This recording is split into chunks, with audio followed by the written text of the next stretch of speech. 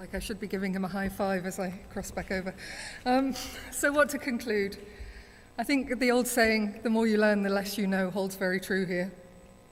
As you've seen from Graham, our research confirmed many informal observations made about postgraduate research, information seeking and management, but it was important to get confirmation of those behaviours to help both librarians and publishers make informed choices about the products or services that they're developing for postgraduate research students. With our marketing hats on, we can only begin to propose solutions once we've properly understood our customers. Drawing on the wisdom of Peter Drucker, godfather of modern marketing again, we have confirmation that there is opportunity for innovation. The criteria for at least 2 of his 7 opportunities for innovation are met. There is a discrepancy between what is and what should be, and there are weak spots in our processes which need redesigning. Our research also revealed the next questions we need to ask ourselves in doing this. As Graham has outlined, the questions we need to ask ourselves are legion, and we hope to do so at the drink session tonight, throughout the breaks here at UKSG, and onward into the future. But I'd say that these questions really break down into 6 big questions. Questions around the value of the library, how we communicate the value of the library and librarian to postgraduate research students, and that is in fact the topic of another Taylor and Francis white paper, to which I'll tweet a link later.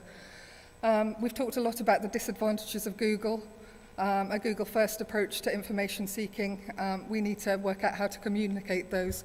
But actually, I don't know whether that should be our focus. Following on from Mark Allen this morning, talking about how publishers should be collaborating to work together to build platforms together which provided seamless, easy access to the content that researchers need.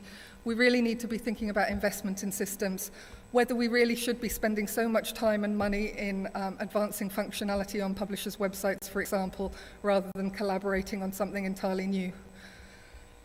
We need to be thinking about training on information literacy and management, and we need to be thinking about improving the content acquisition process.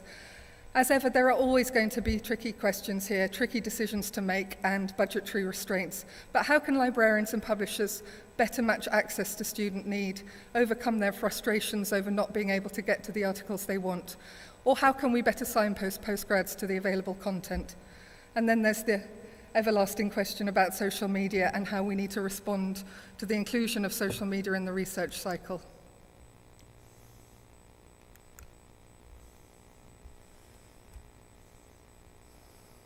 I think I really valued learning a bit more detail about what PhD students actually do on a day-to-day basis, so the reflections that they've got on how they find information, and the fact that they're actually being honest about it, that they're not trying to give you the answer that they think that you want, because it's a whole mixture of different people on the projects, then there's no kind of steer in any of the questions, and there's no kind of, oh, it must be nice about the library, or it must be nice about publishers. They're actually just genuinely telling you what they do. And that helps you really try and shape your services. The main thing that I found valuable was that this project gave an opportunity to meet our users at a more granular level to ensure that the improvements we could make from the research was to benefit a wider group of people. Sometimes quite difficult to meet our PhD students, particularly that it was the live building, we had to go and seek them. So getting them involved in this way was particularly valuable in a service improvement way. So what next? Well, Taylor and Francis and Loughborough continue to analyse our data.